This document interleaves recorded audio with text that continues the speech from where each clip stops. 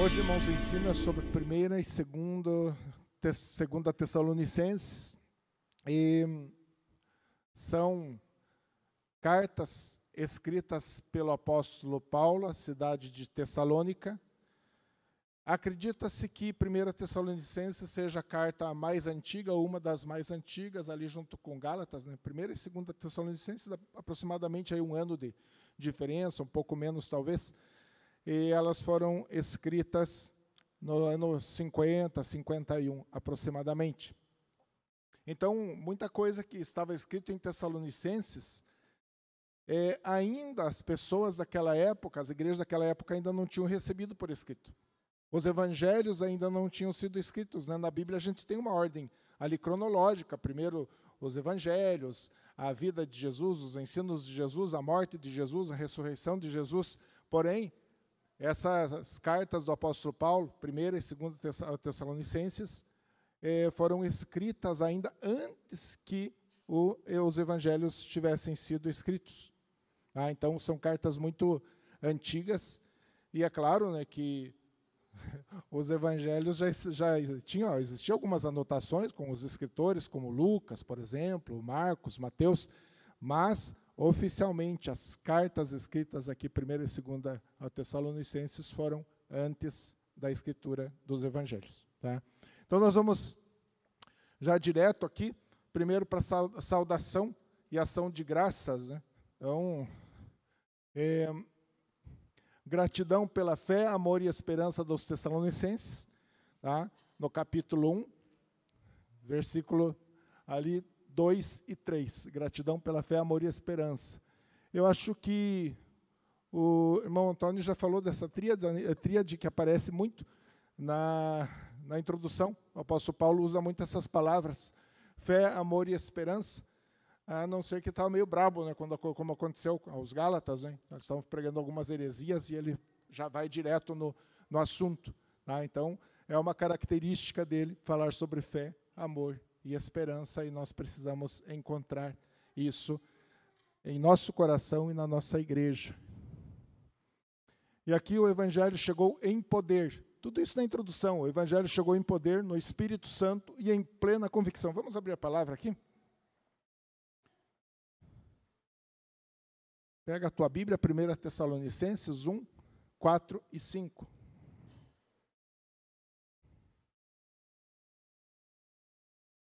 Primeira Tessalonicenses 1, 4 e 5.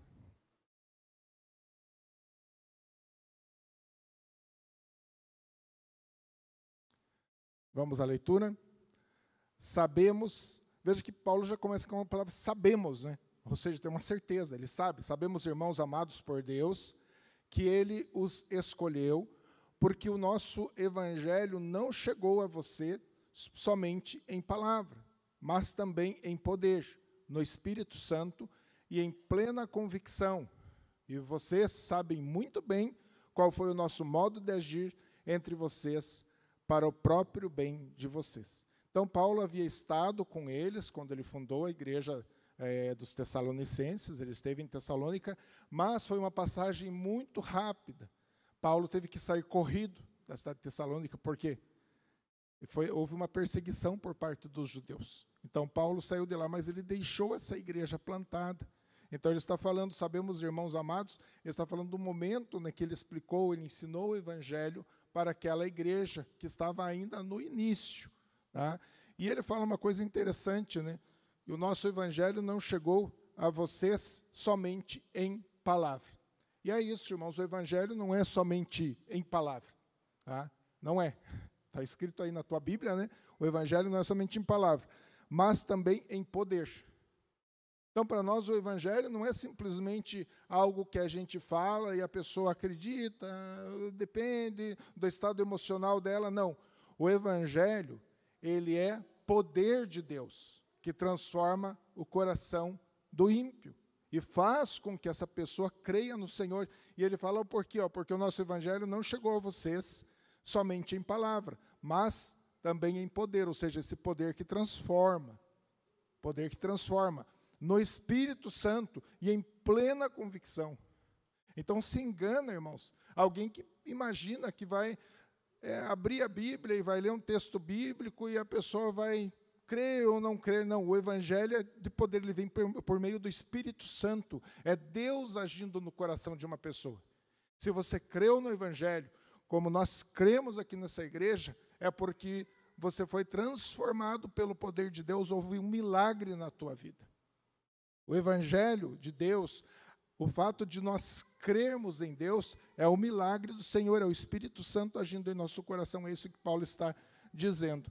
Então, vocês sabem muito bem qual foi o nosso modo de agir. Tá? Então, está na tua Bíblia aí, pode ler depois, pode ler toda essa passagem. E hoje nós vamos ver alguns pontos que são um pouquinho difíceis, né? Mas nada que não se resolva pela própria palavra. Tá? Então, primeiro ponto, Paulo ensinando eles, falando para aquela igreja que como eles foram escolhidos de Deus, o Evangelho chegou no coração deles com poder para regenerar, para transformar. E aí os crentes se tornam um exemplo para os outros. Tá? Não vai dar para a gente ler todos os versículos, né? Os crentes se tornam exemplo para os outros crentes da igreja de Tessalônica, se tornaram exemplo, porque mesmo em meio à perseguição, mesmo em meio ao sofrimento, eles glorificaram a Deus, eles permaneceram firmes no Evangelho. Tá? E olha, irmãos, uma igreja que o apóstolo Paulo passou rapidinho ali, plantou a igreja, e aqueles irmãos continuaram, permaneceram firmes no Evangelho. Abandonaram os ídolos para servir ao Deus vivo e esperar o Deus vivo e verdadeiro para aguardar, que é o que Jesus desceria do céu. Aqui já ele dá uma dica, né? Abandonar os ídolos para servir ao Deus vivo e esperar o Deus vivo e verdadeiro e para aguardar dos céus o seu Filho. Então, Paulo já está falando que eles abandonaram os ídolos, abandonaram a idolatria para servir ao Deus vivo e que eles estariam aguardando o Senhor descer dos céus. Por que será que eles estariam aguardando? Paulo já havia falado para eles. Ele havia falado, boca a boca ali, ensinado para eles que Jesus Cristo voltaria. E depois ele vai dar alguns detalhes a mais a respeito disso. O ministério de Paulo entre os Tessalonicenses, tá? O ministério dele, ele vai falar a respeito do ministério. Paulo sempre precisou defender o ministério dele.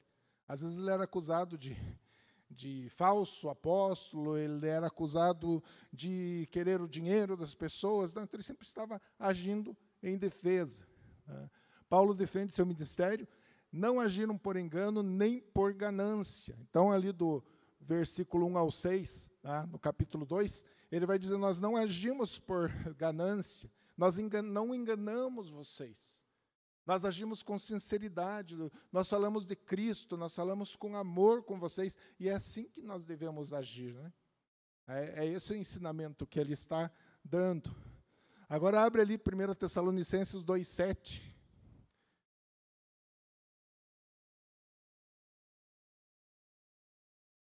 1 Tessalonicenses 2,7. Fica com a Bíblia já engatilhada, né? Que nós vamos usar bastante a palavra de Deus. Olha o que está escrito, 1 Tessalonicenses 2,7. Embora, como apóstolos de Cristo, pudéssemos ter feito exigências, preferimos ser carinhosos quando estivermos aí com vocês. Assim como uma mãe que acaricia os próprios filhos. Olha que ensinamento para quem ouve a palavra, para quem evangeliza, para quem ama ao Senhor e para quem trabalha como servo de Cristo no Evangelho. Ele está dizendo, embora como apóstolos, ele podia dar ordem, podia fazer exigências, mas ele agiu diferente com eles. Ele diz que agiu de uma forma carinhosa.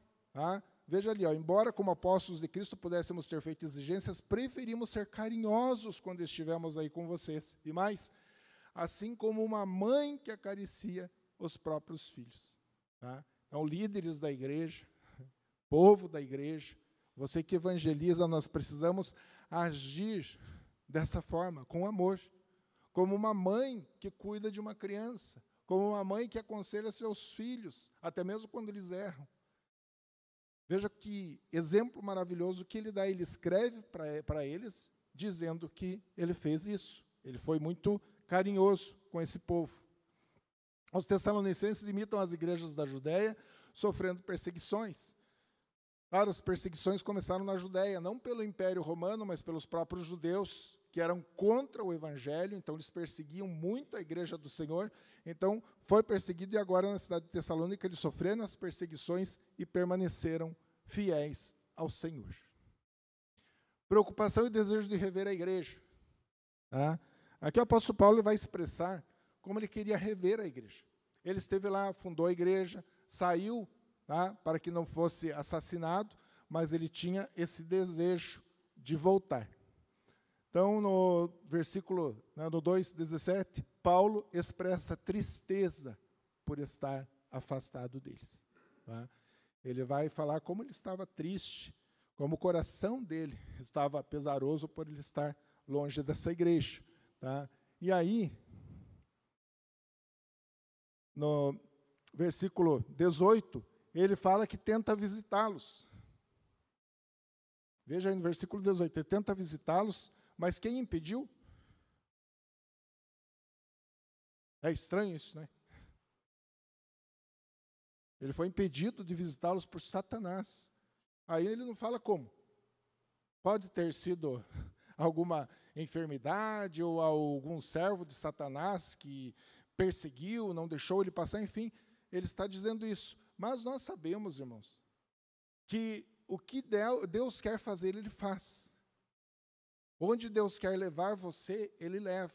Então, se Satanás teve algum poder aqui de impedir o apóstolo Paulo, claro que Deus permitiu, claro que houve a permissão. Se lembra do livro de Jó? A gente aprende muito a respeito disso. Então, Paulo, ele simplesmente expressa isso, que ele tentou visitá-los, mas Satanás o impediu. É meio estranho? Mas foi o que aconteceu. Aí ele envia Timóteo para fortalecê-los na fé. Tá? Ele envia Timóteo para fortalecer os tessalonicenses na fé. Por quê? Era necessário. Não tinha alguém para ensinar mais profundamente a respeito das coisas de Deus. Então, Paulo usa Timóteo, manda Timóteo, que era um homem de confiança, um pastor de confiança, para ir até a cidade de Tessalônica e falar a respeito de Cristo, a respeito do Senhor para esses irmãos. É o que Timóteo faz. E Timóteo volta com boas notícias. Eles permaneceram firmes. Se Paulo tinha alguma dúvida por ele ter estado tão pouco tempo com essa igreja, se ele tinha alguma dúvida se eles estavam firmes ou não, Timóteo foi lá visitá-los, ele viu aqueles irmãos, ele ouviu aqueles irmãos e chegou a essa conclusão. Eles permanecem firmes no Senhor. Aqui é uma coisa interessante, né? Quem é de Deus? Se você é uma pessoa de Deus, você vai permanecer firme. Ser de Deus, irmãos, é amar a Jesus. É realmente entregar a sua vida, os seus dias, os seus momentos para Jesus Cristo. Ser uma pessoa de Deus é dar ouvidos à palavra do Senhor. É crer nas Escrituras. É amar as Escrituras. Isso faz com que nós sejamos e permaneçamos firmes no Senhor. Paulo ora para vê-los. Vamos lá, 1 Tessalonicenses 3:10. Se você quiser ler esses versículos que eu anotei, pois aqui pode anotar e você ler com mais tempo em casa. Paulo ora para vê-los novamente e que o Senhor os fortaleça em santidade. 1 Tessalonicenses 3:10. A gente percebe nas cartas do apóstolo Paulo que ele era um homem de oração. Ele sabia que tudo estava nas mãos do Senhor. Ele sabia que dependia de Deus para evangelizar, para plantar igrejas. Ele sabia que a oração dele era importante para que esses irmãos permanecessem firmes no Senhor. Então veja a importância da oração. E ele diz o seguinte, 1 Tessalonicenses 3,10. Oramos, está aí na tua Bíblia, Tessalonicenses 3,10. Oramos noite e dia, com o máximo empenho, para que possamos ir vê-los pessoalmente e suprir o que ainda falta à fé que vocês têm. Olha a oração dele, oramos dia e noite, ou seja, incessantemente. Aquela oração, aquela conversa com Deus. Veja a vida de um homem que se dedicou totalmente ao Senhor. Oramos dia e noite com o máximo empenho. Às vezes a gente quer algo de Deus, a gente quer se aproximar de Deus.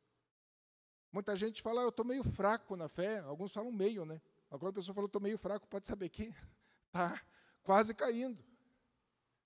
Então, para que isso não aconteça, é importante a gente ter essa comunhão com o Senhor.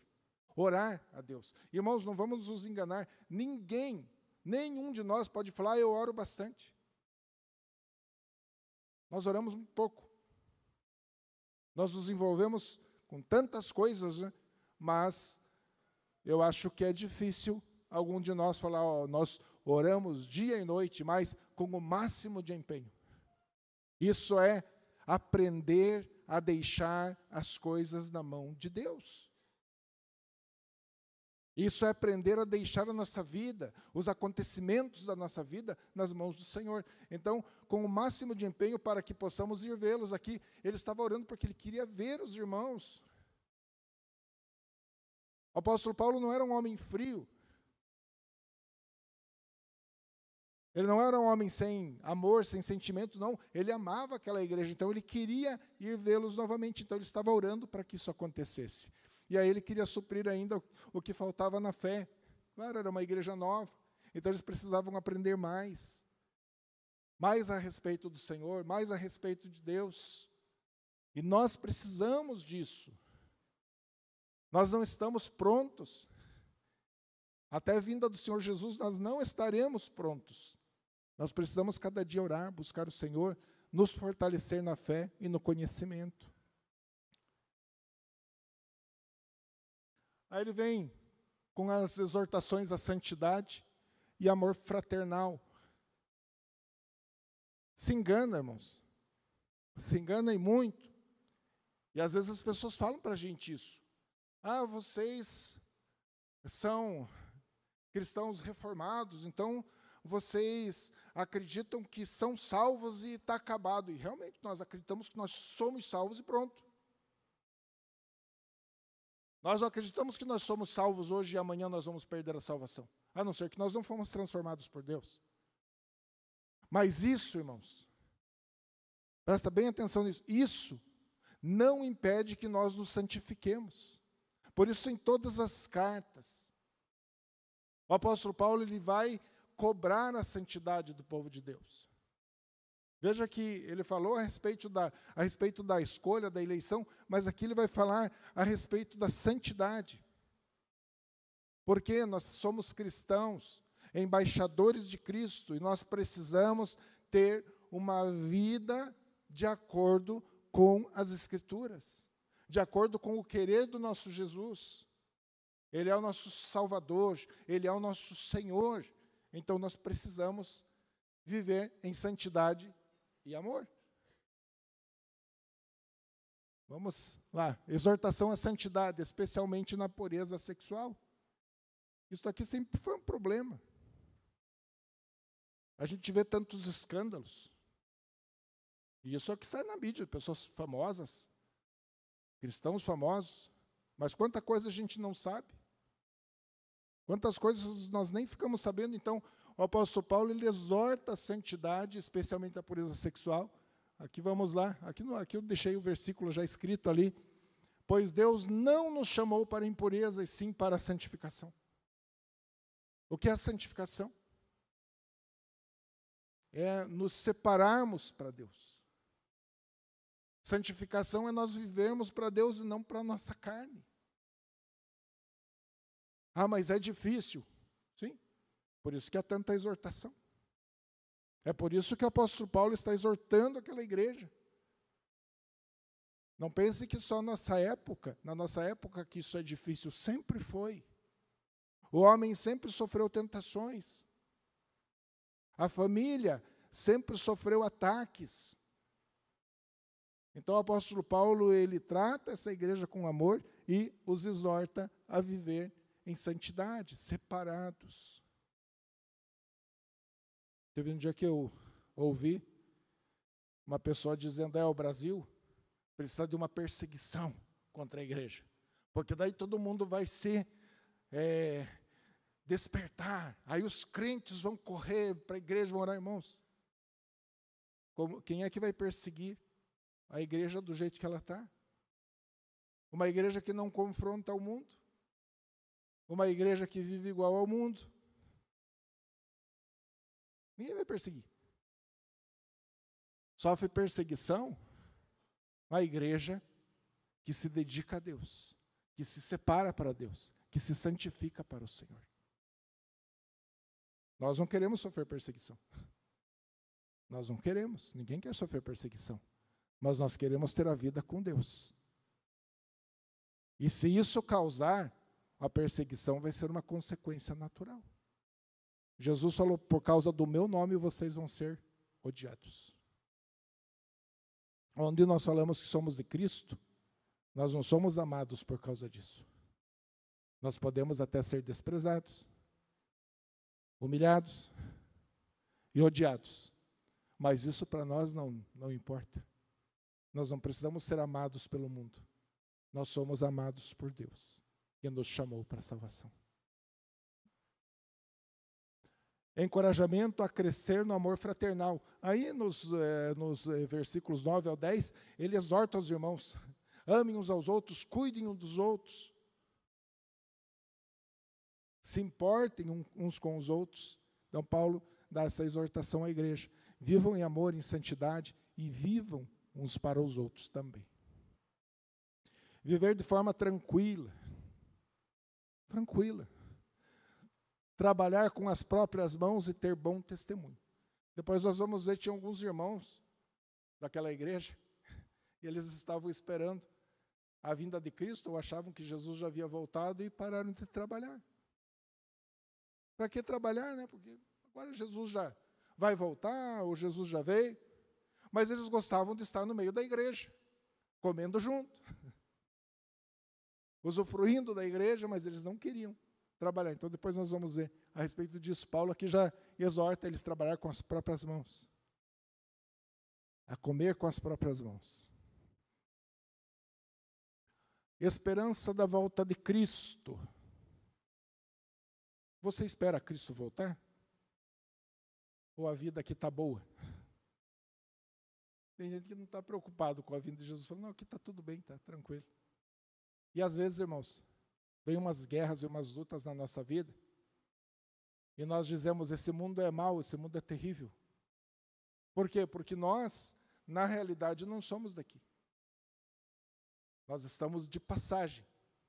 E todos nós, todo cristão, aguarda um momento maravilhoso, um momento poderoso, um momento especial, que é a volta de Cristo. No ensino do Youssef, um dia ele falou, não, Jesus disse que ia ressuscitar, e ressuscitou. E ele disse o quê? Que ia voltar. E se Jesus disse que iria voltar, ele vai voltar. Nossa vida aqui é muito rápida. Essa nossa linha do nosso tempo aqui é muito curta, se comparada à eternidade. Ela é quase inexistente. Então nós esperamos a volta de Jesus. Paulo fala sobre isso em Tessalonicenses. 1ª e 2ª Tessalonicenses são cartas que envolvem escatologia. Escatologia são os acontecimentos dos últimos dias. Tá? Então vamos lá. Primeiro, ele fala a respeito dos que dormem. Dormem aqui, irmãos, não é o sono da alma, né? Não é que a pessoa morre e fica dormindo. É simplesmente um termo para amenizar, para deixar mais suave, de dizer aqueles que já morreram, aqueles que já partiram do nosso meio. Então vamos lá, Abre lá, por favor. 1 aos Tessalonicenses 4.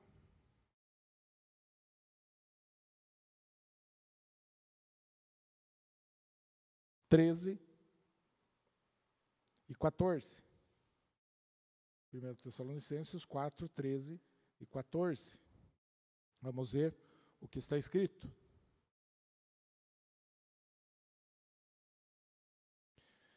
Irmãos, não queremos que vocês ignorem a verdade a respeito dos que dormem, para que não fiquem tristes como os demais, que não têm esperança. Pois se cremos que Jesus morreu e ressuscitou, assim também Deus, mediante Jesus, trará na companhia dele os que dormem. Havia uma dúvida entre os tessalonicenses. Tá, mas quem está vivo está vindo, está aguardando a vinda de Jesus, mas e quem morreu? Como vai ser? Daí, quando Jesus voltar, como é a vida de quem morreu? Onde eles vão? E Paulo deixa bem claro aqui. Ele deixa bem claro. Não quero que vocês sejam ignorantes como os demais, ou seja, quem está no mundo. Vocês são cristãos. E ele explica que aqueles que morreram em Cristo, esses são chamados para o Senhor. São levados até a presença do Senhor. Então, irmãos, nós fica bem tranquilos, nós temos nossos sentimentos, né? Quando alguém no nosso meio parte, vai para o Senhor, nós sabemos que realmente ele vai para o Senhor. É a nossa alegria de saber que uma pessoa que saiu do nosso meio, que morreu, que dormiu, como Paulo usa essa palavra aqui, essa pessoa vai até o Senhor. Então aqui já há um conforto para os tessalonicenses. Saiba que aquele parente teu que morreu em Cristo, ele está salvo. E um dia você vai se encontrar com ele. Aí, ele vai continuar. E pela palavra do Senhor ainda lhes declaramos o seguinte: nós, os vivos, os que ficarmos até a vinda do Senhor, de modo nenhum precederemos os que dormem. Aqui ele dá mais um ensinamento, eu deixei esse versículo. Veja bem, e pela palavra do Senhor, ainda lhes declaramos, ele está dizendo para aquela igreja, nós, os vivos, tá? Os vivos, os que ficarmos até a vinda do Senhor, de modo nenhum precederemos os que dormem. Ele está dizendo o seguinte: a ressurreição vai acontecer primeiro para os que dormem, para os que já morreram, e depois nós. Aí nós vamos ver aqui na sequência. Então nós, os que ficarmos vivos. Inclusive ele fala nós, ele se inclui, Paulo não sabia quando Jesus ia voltar. Nós também não sabemos. Então ele fala, nós, os vivos, ele está falando ali para o momento, e vale essa palavra para hoje, nós, os vivos, não precederemos os que já dormem. Vamos lá. 1 Tessalonicenses 4,17, aqui eu já deixei na projeção para ficar um pouco mais fácil para nós compreendermos. Porque o Senhor mesmo, olha o que vai acontecer na vinda de Jesus. Ele está falando aqui a respeito da vinda de Jesus. Porque o Senhor mesmo, dada a sua palavra de ordem, tá? Haver uma palavra de ordem nas regiões celestiais, ouvida a voz do arcanjo, tá? Da palavra de ordem tem a voz do arcanjo, um anjo, e ressoada a trombeta de Deus. Olha o barulho que vai acontecer. Tá? Voz do arcanjo, palavra de ordem, ressoada a trombeta aqui.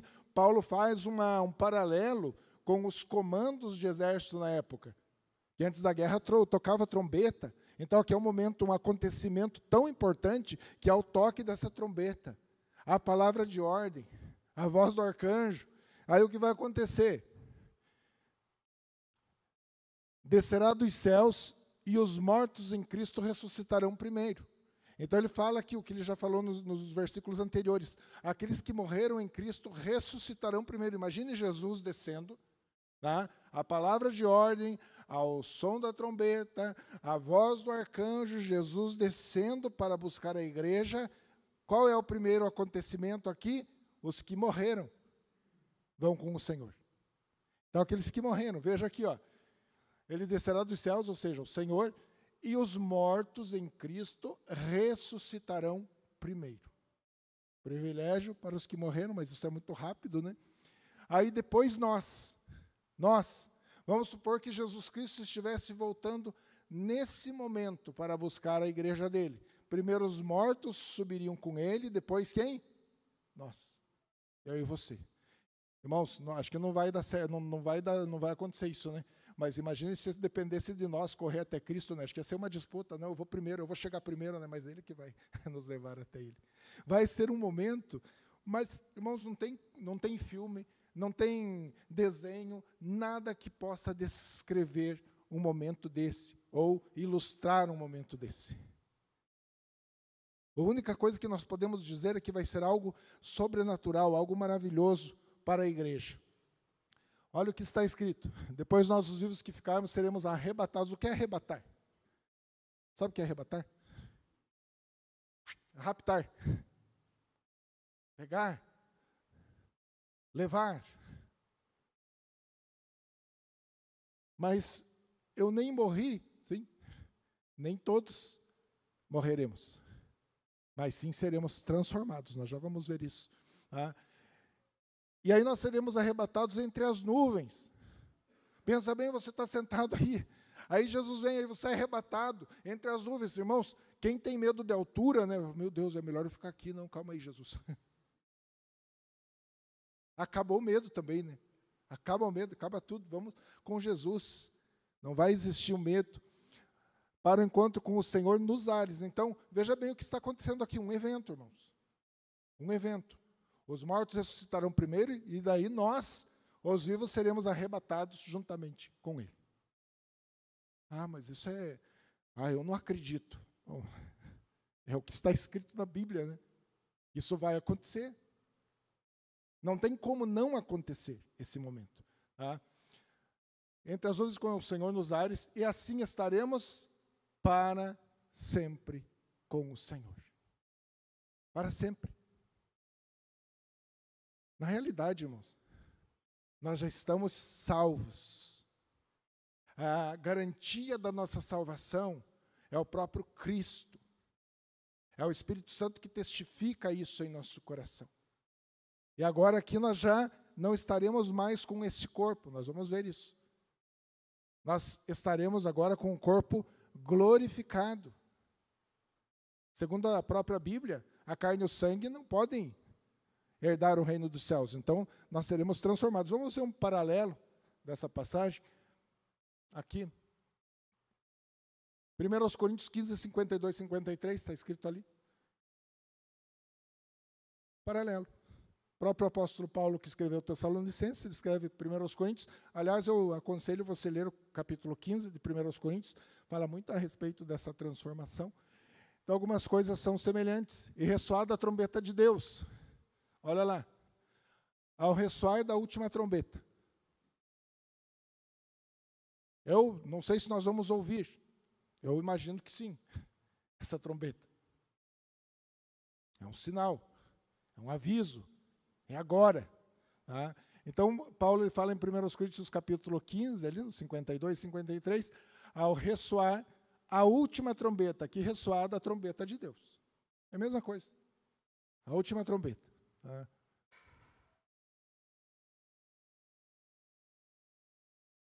Os mortos em Cristo ressuscitarão primeiro, é o que já havia falado. Tá? E lá, os mortos ressuscitarão como incorruptíveis. Então ele explica ali em 1 Coríntios capítulo 15, ele explica que os mortos ressuscitarão incorruptíveis, ou seja, ressuscitarão com um corpo.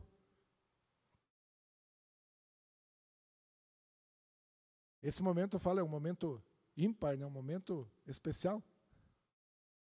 E os mortos ali, e pode ver, irmãos, a gente vai sofrendo as consequências do tempo, né? Dá para ver pela cor do cabelo, pela queda do cabelo, e vai várias coisas. Mas nós vamos morrer. Nós vamos morrer. E nesse momento aqui, se nós já estivermos mortos em Cristo, nós ressuscitaremos com o corpo glorificado, incorruptível, segundo essa palavra do apóstolo Paulo. Como Cristo ressuscitou, nós também seremos.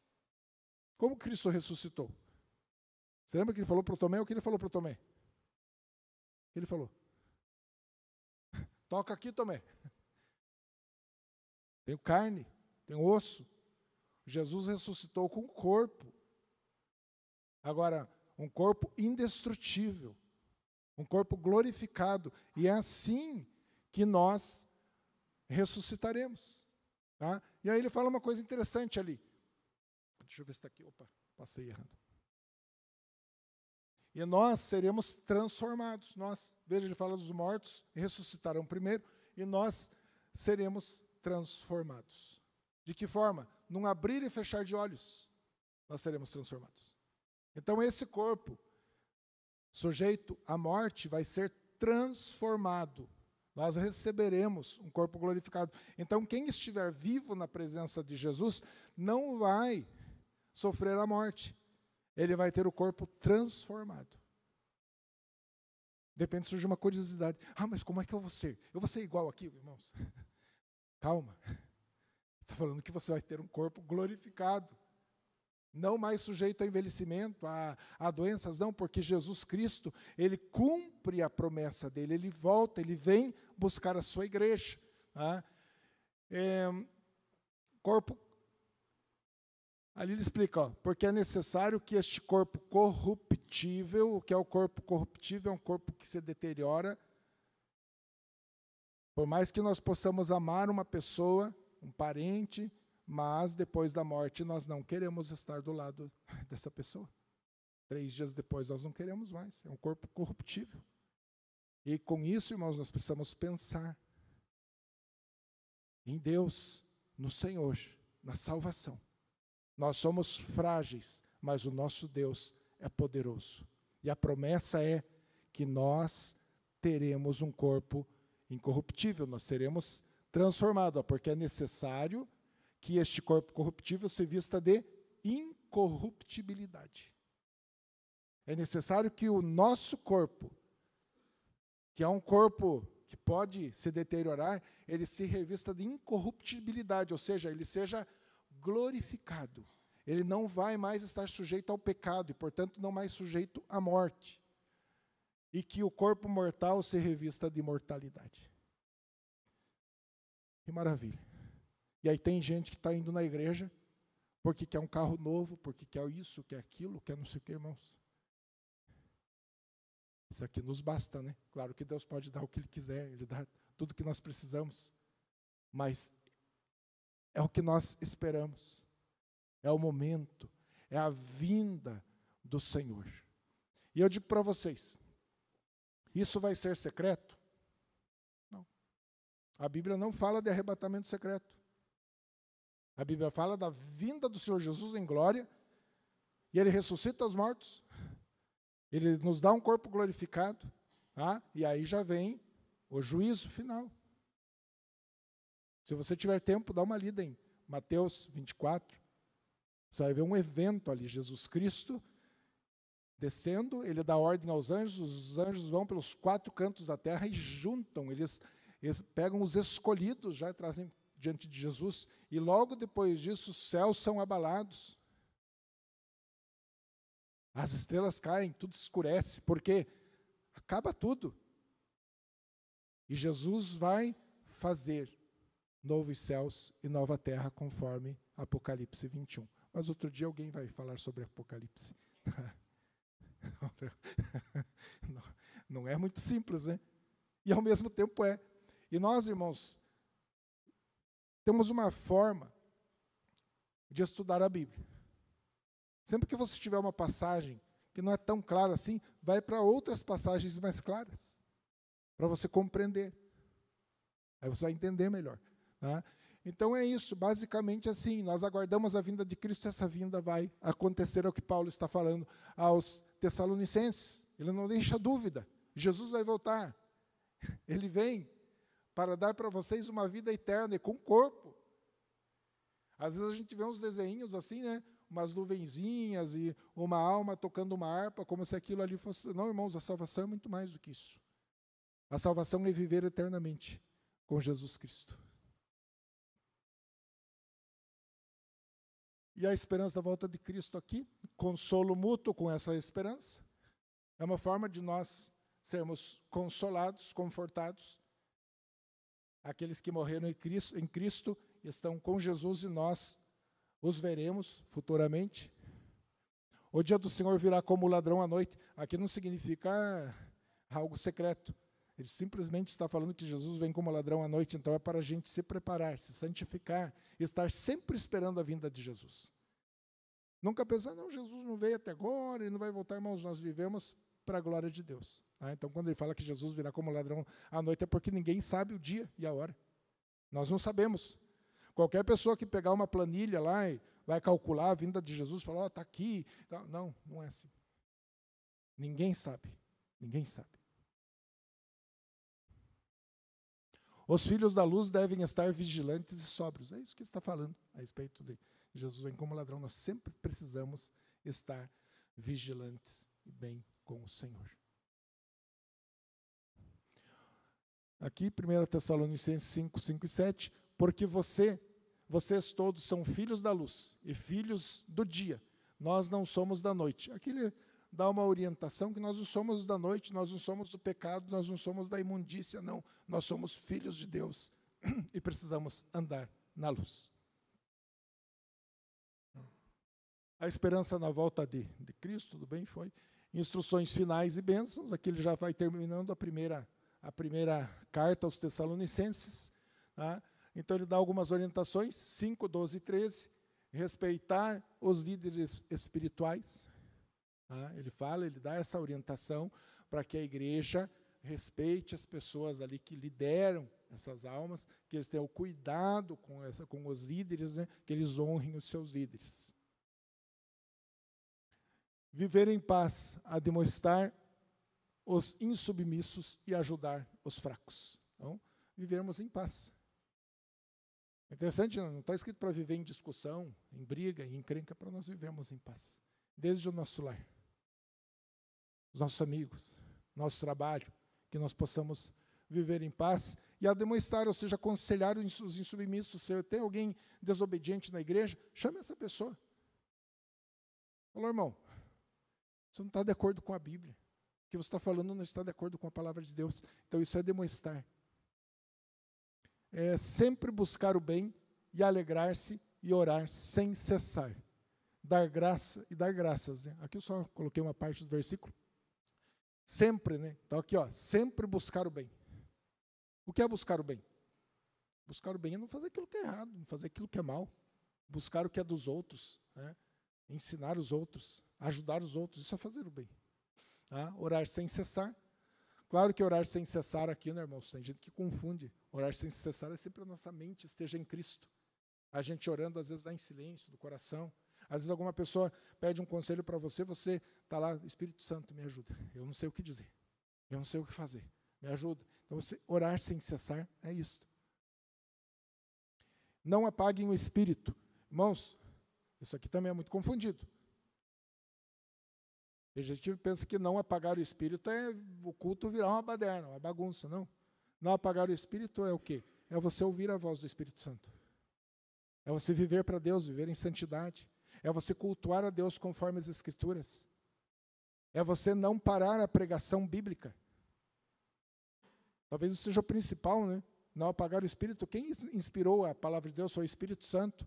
Então nós precisamos dar ouvidos à palavra de Deus. Dar ouvidos ao Espírito Santo. Ao Espírito Santo. Não apague o Espírito Santo. Isso pode ser individualmente, a tua oração, o teu devocional, e também na nossa comunidade. Não apague o Espírito Santo, orem juntos. Batalhem juntos. Sirvam juntos. É isso que o apóstolo Paulo está dizendo. Que Deus da paz santifique, é que ele termina, né? Os irmãos até a vinda de Cristo. Então, que Deus nos santifique dessa forma. Aí, segundo aos Tessalonicenses. Deixa eu tomar um gole d'água.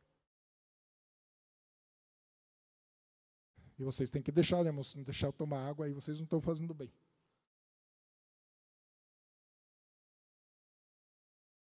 Segundo aos Tessalonicenses.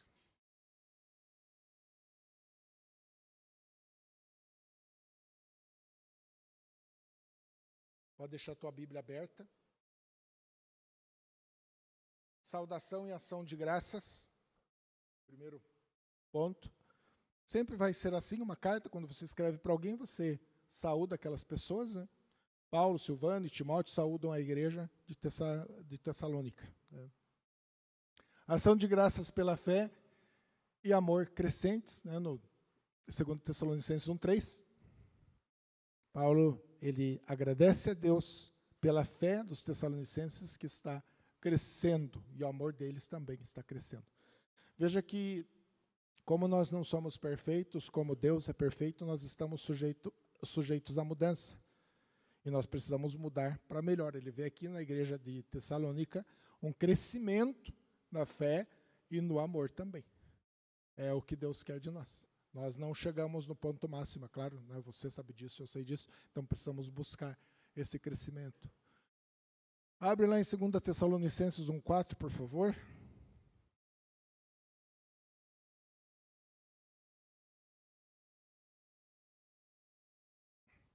2 Tessalonicenses 1:4.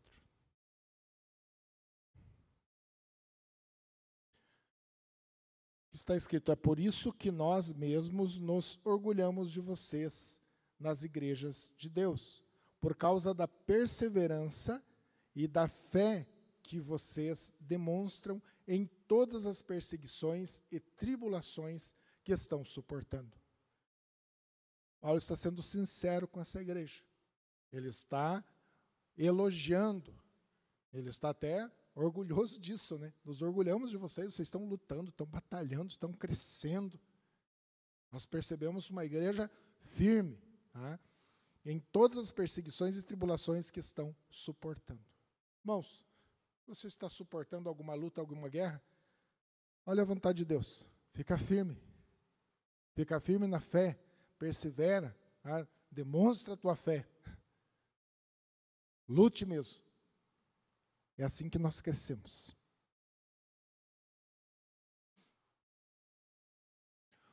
O justo juízo de Deus. Aqui existia alguma reclamação entre os tessalonicenses. Por quê? Eles estavam sofrendo perseguições. Eles creram em Jesus e estavam sofrendo perseguições. Mas ao mesmo tempo que eles estavam passando por lutas, por dificuldades, os perseguidores deles também estavam. Então, Deus pesa a mão sobre essas pessoas que estão perseguindo a igreja. Mas a igreja também está sofrendo. Então, o que acontece? Vamos lá. Alívio e glória para os fiéis, na revelação de Cristo 9:10. Tá? 2 Tessalonicenses 1, 9 e 10. Vamos ver o que ele está dizendo. Está falando a respeito dos que perseguem a igreja. Estes sofrerão penalidade de eterna destruição, banidos da face do Senhor e da glória do seu poder. Quando ele vier, naquele dia, para ser glorificado nos seus santos e ser admirado em todos os que creram, isto inclui vocês, que creram em nosso testemunho. Paulo está dizendo, esses que estão perseguindo vocês, eles vão sofrer a penalidade eterna.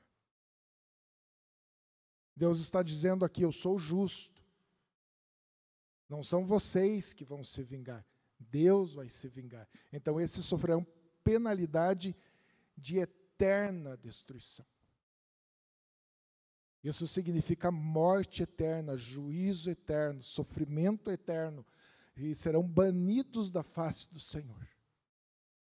A pior coisa que pode acontecer a um ser humano é ele ser banido da face do Senhor e sofrer a pena eterna. E aqui ele está falando daqueles que estavam perseguindo a igreja, aquelas pessoas impiedosas.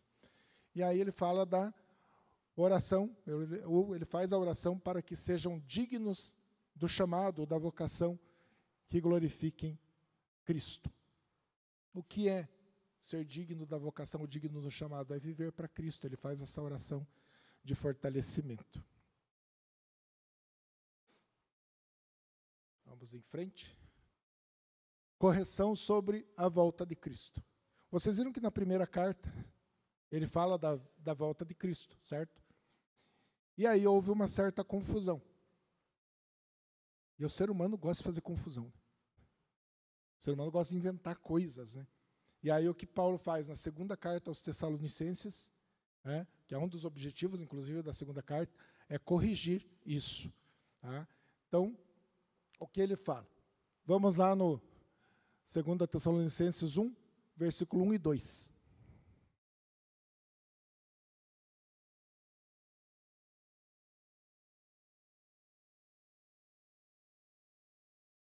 Versículos 1 e 2.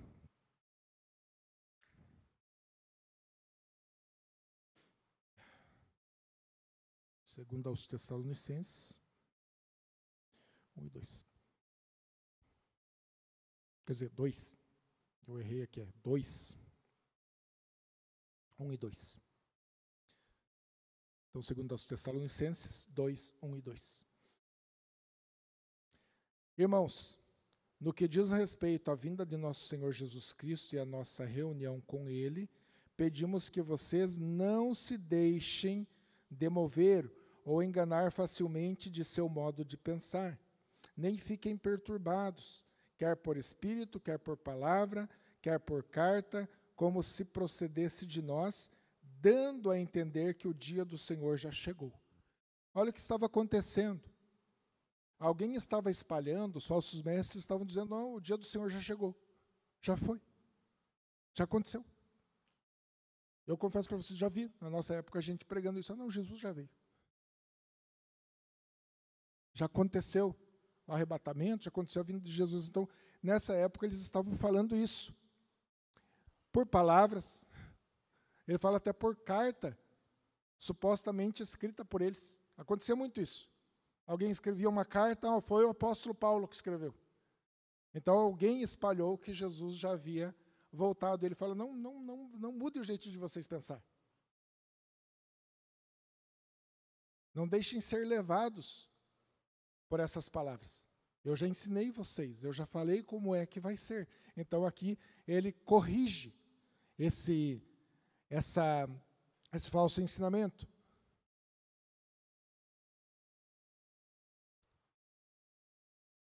Antes, aí ele vem no versículo 3, aqui ele vai explicar uma coisa.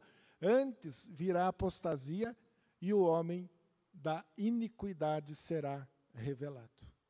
Ele está dizendo, antes que Jesus volte, antes que aconteça esse arrebatamento, vai acontecer o quê? Virá a apostasia, ou seja, muitas igrejas vão esquecer da palavra de Deus. Acontecerá que muitas pessoas que se diziam cristãs vão deixar de lado as verdades do Senhor. Tá? E mais, o homem da iniquidade será revelado. Que homem da iniquidade é esse, né? O que vocês acham aqui? Você lendo assim a Bíblia, assim, de repente o homem da iniquidade será revelado. O que você pensa disso? O anticristo? O anticristo. Ele será revelado. Não sei como. A Bíblia não dá tantos detalhes, né? Mas vamos lá.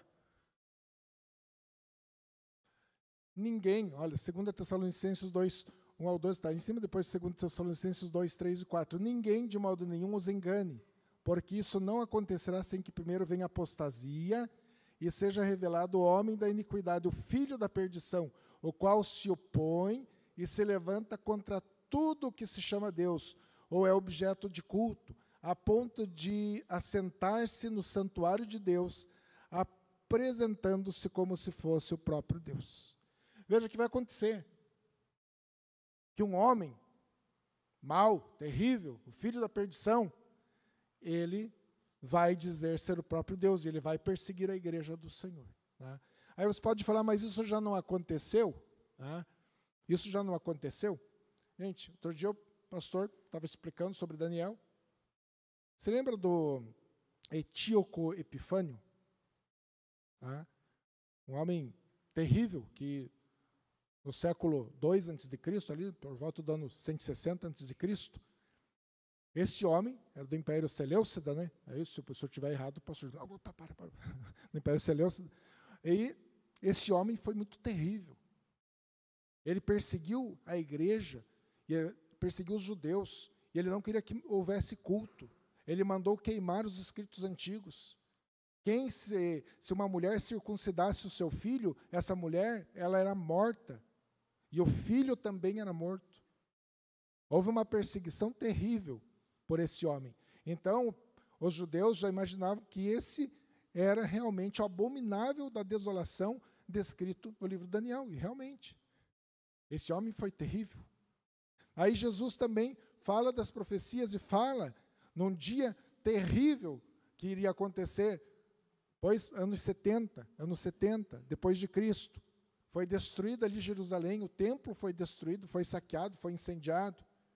Também uma tragédia, muitos judeus morreram. Teve num dia só, numa mortalidade, o exército de Tito, ele simplesmente esmagou ali os israelitas. Mais de 3.000 israelitas morreram naquele dia, porque eles resistiram ao imperador, eles resistiram ao exército romano. Então, houve essa destruição também. Tudo isso aconteceu e são tipos do anticristo também. Quem viveu na Segunda Guerra Mundial, eu acho que aqui não tem ninguém, não sei. Imaginou, se eu estivesse lá, irmãos, em 1944, 45, eu ia falar, é o Hitler, é esse. É esse homem da perdição, é esse homem da iniquidade. Matou um monte de gente, perseguição, matou os judeus também. Né? Porém, irmãos, ainda virá aquele que é muito mais terrível, muito mais cruel, e é esse que o apóstolo Paulo está descrevendo. E não é qualquer um, não. Né? Tem gente que vai citar nomes de políticos de hoje. Tá o fulano, irmãos. Vamos com calma. Vamos com calma. Tá? E vai se revelar sim. Então, a restrição será removida. Essa restrição é do anticristo. Já estava operando. O espírito do anticristo está operando. O espírito do engano já está operando. João fala isso, 1 João 3. Nós já vemos um sistema terrível operando, mas ainda a pessoa do anticristo não se manifestou. Então vai haver um momento que vai ser removido o que restringe, o que está segurando. O que é isso? Paulo aqui não deixa tão claro, mas imagina-se que é o próprio Senhor, a própria ordem de Deus. Vai acontecer o momento desse homem se manifestar. Os que não amaram a verdade serão entregues ao erro. Aqui em 2 Tessalonicenses 2, 10 ao 12, irmãos, quem não ama a verdade já está no erro, mas muito mais nesses dias. Quem não ama a verdade vai mais ainda se aprofundar no erro de não glorificar a Deus, de não adorar ao Senhor.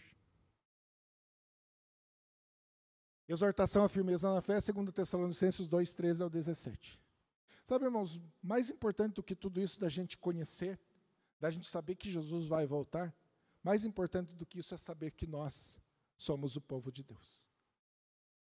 Que nós estamos firmes no Senhor, porque o Senhor cuida de nós, Ele cuida da nossa fé. Então vem a exortação, a firmeza na fé. Veja lá, 2 Tessalonicenses 13.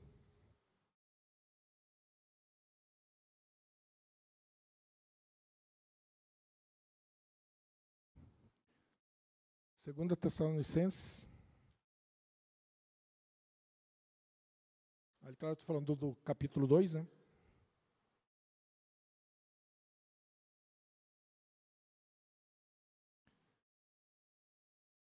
Mas devemos sempre dar graças a Deus por vocês, irmãos amados pelo Senhor, porque Deus os escolheu desde o princípio. Eu estou no lugar errado aqui. Tá? Não, tudo bem. Mas devemos sempre dar graças a Deus por vocês, irmãos amados, pelo Senhor, porque Deus os escolheu desde o princípio para a salvação, pela santificação do Espírito e fé na verdade. Então, o apóstolo Paulo está dizendo aqui uma verdade, né? 2 Tessalonicenses 2,13, que o Senhor os escolheu com propósito, mas devemos dar graças a Deus por vocês, irmãos amados, pelo Senhor, porque Deus os escolheu desde o princípio. Ele escolheu vocês, os cristãos, escolheu aqueles que iriam crer, aqueles que Ele iria salvar, né? Desde o princípio, porque Deus os escolheu desde o princípio para a salvação. A gente vai falar, não, Deus os escolheu para o trabalho, Deus os escolheu para outra coisa. Está bem claro que Deus os escolheu para a salvação. Então, é uma demonstração para que nós possamos continuar em santificação. Chamado pelo Evangelho para obter a glória de Cristo. 2 Tessalonicenses 2,14. A própria palavra diz assim, foi para isso que também Deus os chamou mediante o nosso Evangelho, para que vocês alcancem a glória de nosso Senhor Jesus Cristo. Deus nos chamou para que nós alcancemos a glória do Senhor Jesus Cristo, ou seja, que nós sejamos glorificados, que nós sejamos salvos, que o Senhor esteja sempre conosco, eternamente. Então, para isso que nós somos chamados, somos escolhidos por Deus. Fiquem firmes e guardem as tradições. Aqui, tradições, irmãos, Paulo deixa bem claro, se você continuar a leitura, ele diz o seguinte: guardem as tradições, tudo aquilo que eu vos ensinei, o que foi ensinado a vocês, segundo a palavra de Deus, que nós possamos guardar as tradições, segundo Tessalonicenses 2,15. Oração por consolação e fortalecimento. Paulo, ele ora também para que Deus console, para que Deus fortaleça aquela igreja. E eu não sei nas tuas orações se você põe a nossa igreja, a IBI, dessa forma. Deus fortalece o teu povo, cuida do teu povo, ensina o teu povo, que nós possamos ser uma igreja firmada sempre na palavra de Deus. Pedido de oração e exortações práticas. Tá? Vamos lá em 2 Tessalonicenses 3.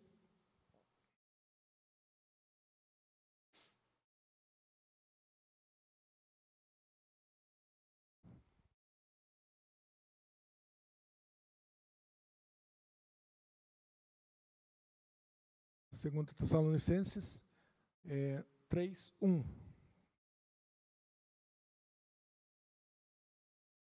Finalmente, irmãos, orem por nós, para que a palavra do Senhor se propague e seja glorificada, como aconteceu entre vocês. Olha a oração do apóstolo Paulo. Orem para que eu possa pregar, para que a palavra de Deus se propague, como aconteceu entre vocês. Ele está pedindo a oração daquela igreja, uma igreja que ele plantou, agora ele pede a oração. Orem para que o evangelho do Senhor abranja um território, ou muito mais gente, muito mais pessoas, que a palavra do Senhor não seja impedida. Confiança na fidelidade dos irmãos, ele fala da fidelidade dessa igreja, fidelidade a Deus, a palavra, as escrituras. Amor e firmeza, a vinda do Senhor, versículo 5 também.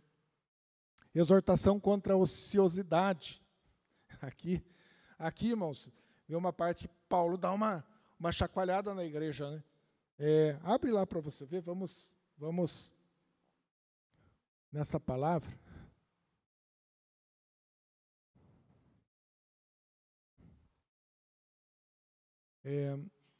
Segundo Tessalonicenses, vamos no versículo 10. Versículo 10.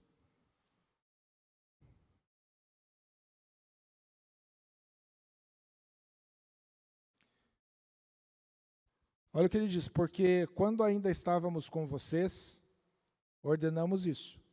Tá? Se alguém não quer trabalhar, também não coma. Ou seja, Paulo está repreendendo aqui o ministério da preguiça. Né? A pessoa não quer fazer nada, quer trabalhar, só quer usufruir. Né? Irmãos, então é importante a gente ter isso em mente, tanto na nossa vida secular, nosso trabalho secular, nós precisamos comer, nós pedimos para Deus, Deus nos dá o pão de cada dia, né?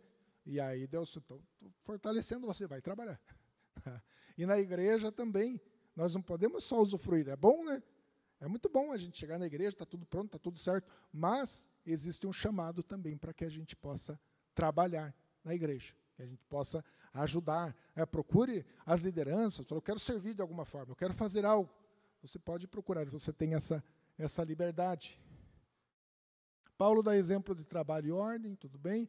A advertência fraternal aos desobedientes, ele já fala sobre isso. E a benção final: o Senhor da paz conceda paz em todas as circunstâncias.